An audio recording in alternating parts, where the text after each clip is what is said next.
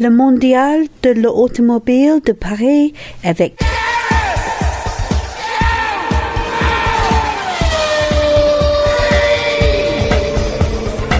We are now enjoying the calm. That is the atmosphere around the Lexus LF-CC concept, which is the coupe version of the new IS. Well, probably. yeah, so to Certainly. say. I quite like this. There's a tiny bit too much going on in places, but look at those front wheel arches from here. We're looking at it from the back as it slowly rotates. The wheel arch sculpting is very nice. There's some really nice details on this. Look at the bird brake light built into the shark fin aerial. Again, it's nice. If they can do all that in production, that'd be sweet. Triangular digital light above the rear window, like Richard says, like a... Now, what's the word? It's an anal fin, I think, isn't it? No, it's the top side. It's rear dorsal, isn't it? There's a word for the dorsal, fin. Yeah. No, yeah, it's post dorsal. I can't remember my biology, but there's a word for that. But it's got a bit of what's the Audi coupe, the A6 coupe, A5 coupe. It's got a bit of that about it, which is no bad thing. Yes, and then I know it's the colour, which is a sort of, how do you describe that? Somewhere in the brown spectrum, but not brown. So goldy, like a dark gold, shimmery, God knows. It's a sort of a grey bronze. Really? Bronze is getting close. Anyway, for some reason that puts me in mind of Bentley. It's also got quite big chrome door handles, which remind me of a Bentley. And look at the wing mirrors. I've never seen a wing mirror like that before. Rather than have the wing mirror mounted on a pylon directly, the pylon sort of swoops around, or gives the impression that it swoops around. That's quite original. And those bonnet vents, look at those. They're like little sort of swoop slashes from this angle, and then they've actually got a bit of depth to them as well. They're like the McLaren symbol, actually. They are, exactly. And look at the front end. It's the Predator again. You know the Predator? Yeah, that's a strange it looks jaw. like some kind of fish that only exists in very deep seas. And the headlights are a bit fiddly. Look at that sort of wing effect as well. There's a lot going on. There is a lot going on, and maybe that's right. That's the only thing that's not right. But ultimately, I think that's quite a nice looking car. And as we know from a previous podcast, the kids on the street seem to think that, the kids on my street anyway, seem to think that the Lexus GS is quite cool, and this has similarities to it, but sort of funked up. That's all right, that. Isn't it? The last IS I drove, which was the ISF, was phenomenal. I know it had that big V8 engine, but the rest of it was spot on as well. I think Lexus no doubt can build the cars, they can style the cars. It's just got to overcome the Steve Coogan aspect to it the partridge. A little bit, hasn't it? God, that front wheel arch is great. From this angle, again, it's coming around to rear three-quarter, but the front overhang totally disappears from this angle, and it's just got this really sort of muscular front wheel arch, where the actual wing then behind it sort of seems to curve inwards. And it's almost got a flat top to the wheel arch extension at the front, almost like it's an outboard wheel with a proper fender over it. Anyway, cool. Should we stop describing this car and go and get out of here before we both melt? Too late. Le Mondial de l'automobile de Paris. Well, this is the first stand we've got to where there isn't anything like a scrum around the concept car, unless you consider me and Richard a scrum, because we're on the SsangYong stand. SsangYong, yes. And their concept, what's this thing called? The e-XIV or the e-XIV or... e-XIV. Oh, look, I've just noticed something. Come over here. Okay, we're going to go and climb on the car. What have you noticed? Has this been done by Idea Design, or does it just say Idea on the side for no apparent reason? I've had an idea. Good, put it on there. Do Idea still exist? Well, that's what I was wondering. I didn't know they did. So this is basically a sort of concept car by numbers, because has it got rear view cameras instead of proper mirrors? Yes. Has it got chrome flush door handles that are probably touch sensitive? Yes. Has it got circular holes drilled into the front? And that's a very concept. It's a Renault concept thing, isn't it? Yes, it is. And has it got very tricksy headlights of some sort? Yes. And the use of turquoise in the lighting, which somehow I didn't get this memo, but apparently eco stuff now all has blue things on it, not green. That's blue right. Things. So. Blue is the new green. Blue motion. Do you know what's weird about this? For a concept car, it looks like it's on 15-inch wheels. You know, usually they have like absolutely massive rims on it, and it's got normal road car wheels, albeit a slightly jazzy design. Tell you what, though, they've got the same idea on the wing mirrors as we saw on that Lexus, that sort of swooping thing that goes around the wing mirror. Top, floating roof thing like a Mini or a Range Rover where the pillars are blacked in. Or an Adam, or what's the other one? The A1, is it? Has got that? No. Hang on, I've just noticed it says idea under the mirrors, but then down here in front of the rear wheel it says SsangYong Advanced Styling. It suggests they did it themselves. I tell you what, though, it is an advance in SsangYong's styling when you compare it to the glorious SsangYong rectum. Look at the rectum. They've got the Rodius here. We're going to get in a Rodius. Richard's in the driving seat. I'm going in the passenger seat. Hang on, I'm in. We're in a rectum. Can I just do... It's not a rectum, this is the Rodius. Rodius, I beg your pardon. Can I just do an impression of a Rodius driver? Which terminal is it?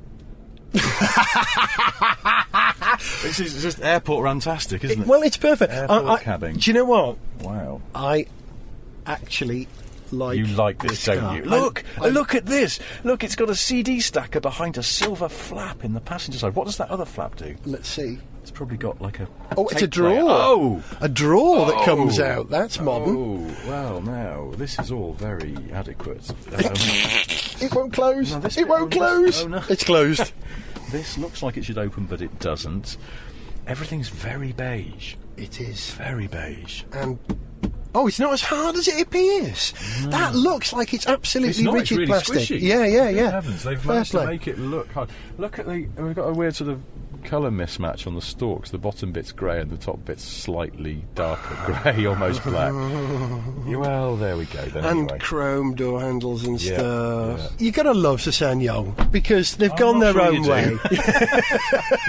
Yeah, well, it's the thing. I mean, it's got a lot of space in it. That's why. If you need such a thing. I can see me asking SsangYong to have one of these for next year's summer camping car because it is so huge in the back. You would get all our camping stuff in. And do you know what? For a lot of people, like your cab drivers, that's the priority. True, yes. That's all. If you insist. I'm just marvelling at the 3-speed fan, like it's 1974.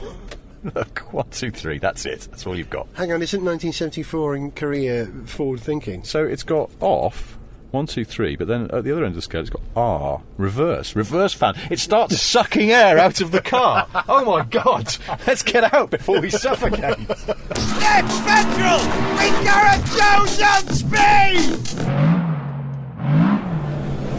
You see the rear end of the Rodius. Oh, he's opening the boot. It is vast. Look at that. Well, This is a 7-seater, so you got 2 individual seats in the middle and then 3 in the back, although 3 very small people in the back there. Oh, there's a hatch in the boot big enough for a shoe. But it's underneath a flap of carpet. How odd. Can I just show you something? Let's shut the boot together. I just want to show you something which has just struck me here. Oh, that's a heavy tailgate. Now, the Rodius badge... What font? That looks like the Lotus font to me. It does. Look, if you just cover that so you just see US, you would think that then says Lotus. Who are not here. 2 years ago was the They had famous, 700 cars launched. With Mickey Rourke and Brian May and Naomi Campbell. And some Baldwins. Yeah, several Baldwins. Alec, Mike... Keith, the lesser-known Baldwins, and Jeff Baldwin. So, 2 years ago was the time when Lotus went, right, here we go, this is our new model offensive, and where are they now? It's so sad. Only 2 years. I was playing guesswork with some of the Renault people last night. You know, Renault are about to launch the Alpine. Yes. But they're going to find a partner for the Alpine. And when I asked the Renault people, is that partner by any chance going to be Lotus, who have got a platform which might just do it? They didn't answer no. Okay. So, the future of Lotus is Renault, which makes sense because the future of... disaster, don't they? Don't they? Always. It kind of makes sense because what used to be a Renault Formula 1 car is now a Lotus. So complete circle. Le Mondial de l'Automobile de Paris avec Gareth Jones on speed. Richard and I are now sitting in arguably one of the stars of the show, if not the star of the show. But this is a very significant car for all car enthusiasts. And of course, Jaguar. This is the F-Type. You like, Mr. Porter? I do like. I like sitting in here. It feels very low. All these buttons are sort of rubbery texture, but with a metal frame with a little rubber pad on the end there, like little carbon paddles. fibre pattern on it as well. I think is it sort of, or is it just like kind of, maybe it is. Yeah, so that's nice. It's one of those cars, just get into a sports car and it sort of feels kind of ready to go, like you just want to have a drive in it. And this, so you're sitting very low, the wheels in the right place. One of the things I really like about this car is the gear shift paddles and the start-stop button and the trim around the button that puts it into sport mode and stuff are all this unusual gold colour. Yeah. It was inspired by the Eurofighter and jets of that ilk, fast fighter jets, because they have all the major controls in gold. Whereas people like SsangYong, they choose their inspiration from the Winfield range that Woolworths used to make. That's clever, finding your inspiration from places like this, because we spoke to Ian Callum about inspiration for his car, didn't we? I'll tell you what's interesting. It's got this grab handle here on the passenger side that's not unlike the design of the Range Rover central dash, where you've got those two sort of flying buttresses. Yes. Actually, is this the used part of an old XJS? That they've brought back. Well, the XJS, they always say, it's got flying buttresses. And I'm no expert on ecclesiastical architecture, but I think those are just buttresses. That's a flying buttress because it's got a hole, it's got a gap. Anyway, we digress. And this feels nice in here, and I guess this is a pre-production car, but it all feels pretty high quality and like a proper car. Interesting. They don't have the Jaguar theatrical rotary dial for the transmission. Knobomatic. No, they've gone for this little thing. It's like the BMW system where you have this stubby little lever that always returns to centre, and then park is a little button on top. No, that's quite nice. Again, I suppose it sort of looks a bit fighter jetty, doesn't it? Yeah, the Eurofighter actually doesn't have a column stalk. It doesn't. It has a joystick to the side. Done away with the steering wheel and you just steer it on that, like that old Saab concept. Yeah, I was about to say that. Apparently, so this gold came from that. One of the young designers said, "Oh, this is cool," but the actual gold is not a precise replica of the one in fighter jets because apparently that's quite bright and looked a bit much, and this is a little bit more toned down. And I know you like brown leather in a car. I do. But what you like is that sort of caramel-coloured brown. No, because this one is brown, and I like this. I think this is proper brown. It's proper brown, but no, I do like brown leather in a car, and this is brown, so good. It's the same brown as my school uniform was in high school. Really? Yeah, brown. Oh, look, touch sensitive interior lights. Oh, hang on, talking about touch sensitive, let's do the doors thing. Go outside and look at the doors. I can't show you this, but we can describe it to you. The doors on the F-Type, the door handles are magical. They do a weird thing. Right, we're standing outside the car, we close the door, and now you've got this flush, what do we call that, oblong panel? Yeah, if you're familiar with the door handles on the current Aston range, they sit flush to the side of the car. They're just sort of oblongs with rounded ends. This looks like that. No surprise, because Ian Callum, who's in charge of the design for this, did the DB9 and started the V8 Vantage before he stopped working with Aston. So this looks very similar, but it sits flush to the car, and this one keeps popping out. It's not working properly, but there's a little round bit at one end, and when you pass your hand by that, the other end pivots out. There's a nice little sort of stainless steel inset bit on the top. It senses your presence and sense your presence. Yeah. And then you can tuck your hand underneath it and open the door. Let's have a look at the butt, because this is the one part of the car that was only revealed here. And do you know what? Much has been said of the way that it looks like the rear of an E-Type, that it swoops down. I disagree. I think it's more like the rear of that CX-16 or even the 220. Yeah. Show you something here that just caught my eye. The boot's not particularly big, but it is only a two-seater sports car. But they're claiming it's got perfect weight distribution, and I've noticed here, look, here, and the edge of the boot panel, the washer bottle filler. So they've stuck the washer bottle back here, I guess, partly for weight distribution. And I presume the battery's back here somewhere as well, because that's always an easy win, to stick a battery in the boot. Things up. It's a new car, but how much of this is new? Because it is based on a short XK platform. Yes, it is, isn't it? Same sort of aluminium chassis as the XK, but shortened. And the engines, the V6 is new, although it's just been put into the XJ, I think. Yeah. And then the V8 supercharged engine that has been in the all of the other cars for 2 or 3 years now. So, I really like the way it looks, I really like the interior, I really like the gold detailing, which it might sound vile, but I think it actually works. Yeah. My biggest worry about this car is the price. There's 3 models, they're all supercharged, there's 2 supercharged V6s and then a V8. And even the base model, it does have like 340 horsepower, so it's not going to be slow, but then it's not going to be cheap. £58,500 is where it starts at. And to me, this still looks more like a 40 grand-ish car, because I think we've got into our heads it's a rival for the Boxster. Yeah. The Boxsters are all, around that mark. So Well, this is pricey, even though they can say it's got more power and stuff like that. But I just think people walk into a showroom and go, I was thinking of a Boxster, but I like the look of this more. Can I have one, please? It's how much? A lot. But I think Jaguar are able to do that now because they're not under the same ownership as Aston Martin, and that allows Jaguar to move up into Aston Martin territory. And there's still a big gulf, I know, but they can extend upwards a little bit. And there will be cheaper versions of this car, because these are all the S versions. The 58.5 grand one is not an S. That's Really? your entry level. S means it's either got the more powerful V6 or the V8 in it. You can tell the difference between that's a V8 because it's got 4 pipes, 2 either side at the back, and the V6 has 2 massive central exhaust pipes. And this they are, one here, look they at are that. Those are like proper bloody trombones. We agree. I Yeah. can't fit my hand in that. Oh, yeah, they are very fluted, aren't they? Very bell-ended. Someone had to say it.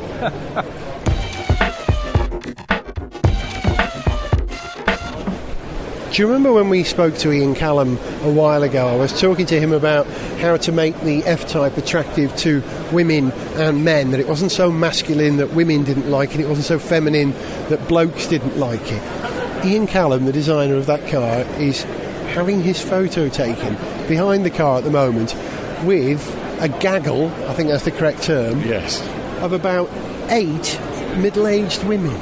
Just women. Interesting, isn't it? What's all that about? Do they find him attractive, or is it the car? Or is it a combination of the two? Ladies love a man who can draw. Do they? I don't know. Well, Probably do. Have you met Neil Buchanan. Yeah, you beat me to Constantly it! covered in girls. Had to get an 80s TV reference in there somewhere. Shall we go and have a look at the new Range Rover? Yeah, all right. There are 2 cars we have to mention before we finish, and the Range Rover is one of them. Here it is. This is my first sight of it as I walk up to it here. There's one in what Land Rover called Bourneville. That colour is called Bourneville. It's a great colour. It's not that far off the colour my old Rover was, which is like, it almost looks black, but then under light you realise that it's kind of very dark reddy brown. Yep, I had That's a bloody great colour, that. I had a Discovery in that colour a while back, and that's how I know the name of that colour. Look at it. It is definitely a Range Rover, isn't it? Do you know what? It's not as big as I was expecting in real life. I thought it was going to be massive, but actually it looks pretty much the size of the existing car, which is not small. It's but- lower, isn't it? Well, I think this one's probably sitting down on its air springs. Yeah. So, yeah. But I think it is lower. I think that they're making much of that. Oh, are they? Yeah, I see. yeah. There's a nice detail here, look. It's all aluminium now, and it's much, much lighter than the old one. And within the structure here, they have this little shiny alley plate with just a sort of line drawing of the car on it. Of the front on end the of the inside. car. You only see it when you open the doors, but it's quite a sweet little detail. The devil's in the detail, isn't it? Exactly. So, Let's see if I can get in around. Yeah, I'll lean in here with you.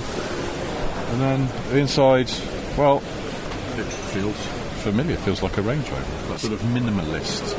And it's got the dash from the XJ at the moment, which is that LCD dash, so no real dials. Yeah, well, the outgoing Range Rover had that for the last 2 or 3 years. They put that in there. didn't they? Yeah, Of course so they did, yeah. this is technology they already know and use. We're going to come round the other side. Hang Okay. on. Yep.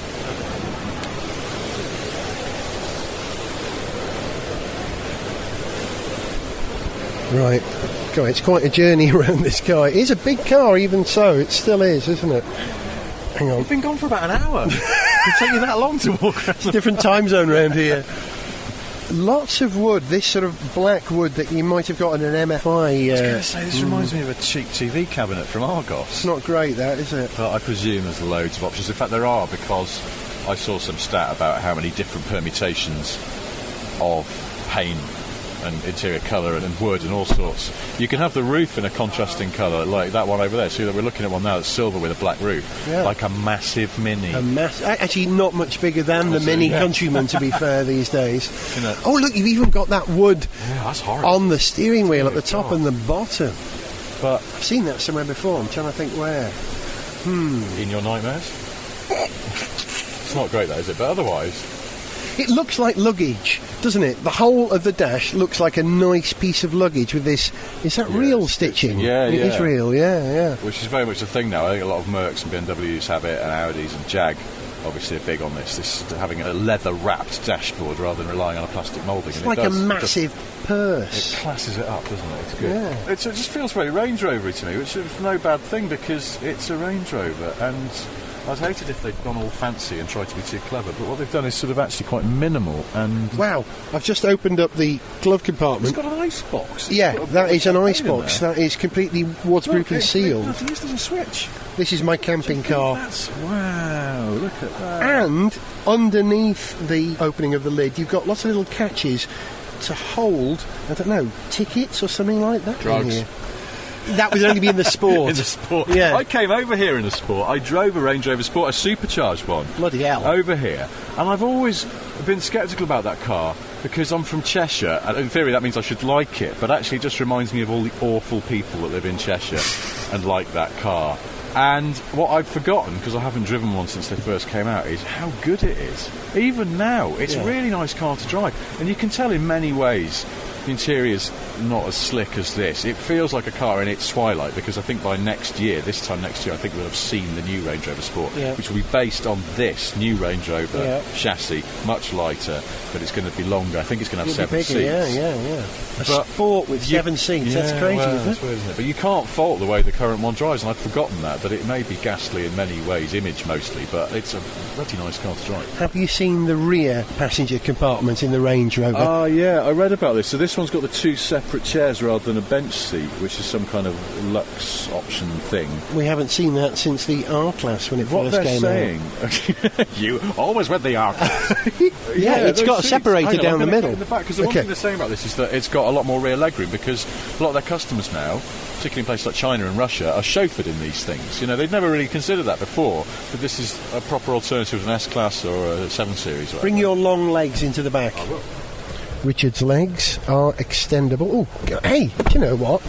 I couldn't find the door handle. That took me a minute to find it. It's so well disguised. That's interesting. There we go. We're in the back.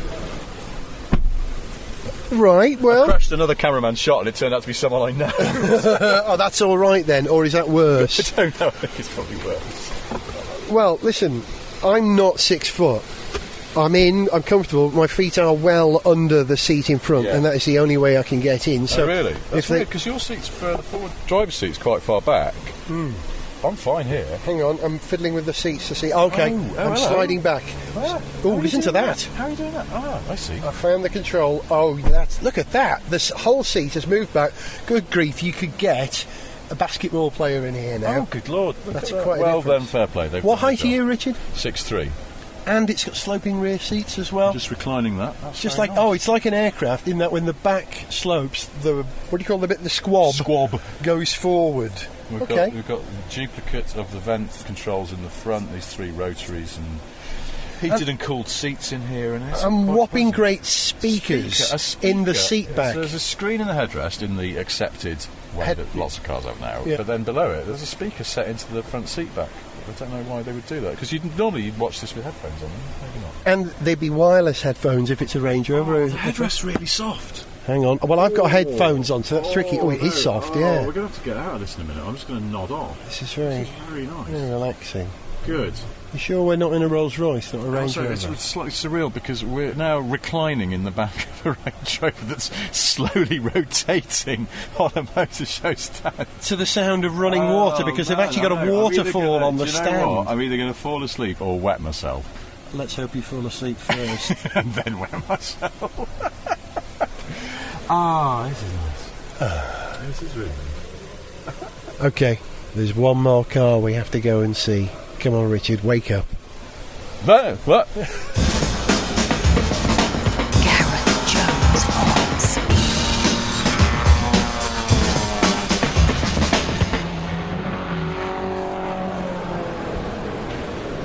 We've come to the stand of what is arguably the single most exciting, dramatic car at the Paris show, but sadly we can't actually see the car, but we can see a teepee. It's got a teepee tent over it. over the car, and they're going to reveal it dramatically, I would imagine, by whipping the top part of the teepee that's up. going up into the roof. We're at the McLaren stand, should say. Thank you. Yes. That's the bit I forgot. I was delaying the drop. I see. Sorry, I've spoiled the magic now. And we're looking forward to seeing the P1 in the flesh, but we're not going to have it on the programme today, unfortunately. You've seen pictures of it, Richard, haven't you? Yeah, it's very dramatic. I mean, it's sort of slightly mad. One of the things, I know it sounds stupid because they're supercars, one of the things I like about the 12C is that it's sort of quite restrained. I saw a grey one in a multi-storey car park the other day, and it's not like you didn't notice it, but it looked very grown up, and I quite liked that. I sort of thought, you could use it every day and you wouldn't feel like you were showing off too much. And obviously the ones they've got on the stand, they've got the coupe and the new Spider here, and they're both in that signature orange that everything on this stand is, including the F1 car they've got bolted to the wall. It's entirely sprayed in that orange. Never seen it in that colour before. That's the road car orange. It's sort of a bronze metallic thing again, isn't it? It's quite ochre. Yeah, anyway. And have you seen who's standing at the back of the stand? I have not. The very short body and long legs of Ron Dennis himself. Is he? Yeah, there he is. Yes. Shall we go and walk in some mud and then walk onto the stand and send him absolutely nuts? I'm already feeling guilty about the fact that some of my buttons are undone on my shirt and I haven't combed my hair. He'll kill me for being untidy within 10 metres of the McLaren stand. And with that thought, we'll leave you. You've been at the Paris show with Richard Porter. Goodbye. And me, Gareth Jones, and we'll see you for another episode of Gareth Jones on Speed soon. Right, I'm going to go up to Ron Dennis and ruffle his hair.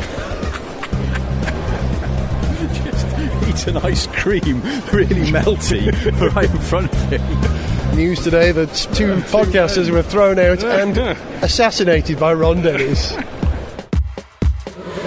To send us an email, see pictures, get song lyrics, join our Facebook fan site or follow us on Twitter, go to garethjones.tv. Gareth Jones on Speed is made in London by Whiz Bang. Gareth Jones on Speed!